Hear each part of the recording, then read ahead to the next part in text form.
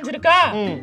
இது இருக்கா? இருக்கு. கரெக்டா இருக்கா? இருக்கு. அளவு நீங்க கொடுத்ததை வச்சு நான் கரெக்டா தான் தச்சிருக்கேன். அப்படி இருந்தும் உங்களுக்கு டைட்டா இருக்குன்னா என்ன அர்த்தம்? நீ ஒழுங்கா தைக்கலன்னு அர்த்தம். ஒழுங்கா தைச்சிருந்தா அது ஒழுங்கா இருந்திருக்கும். எனக்கு மன உளைச்சல் ஆகி என் புருஷன் தான் தேவையில்லாம ரொம்ப அடிக்க வேண்டியதா போச்சு.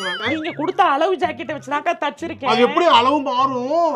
அப்படின்னா நீ திங்கிறத குறைக்கணும். தச்சு நீங்க கொடுத்த அளவு ஜாக்கெட்டை தான் தச்சிருக்கேன். சரி, இந்த அளவு ஜாக்கெட் எப்ப தச்சது? இது என் கல்யாணத்துக்கு அப்புறம் தச்சது.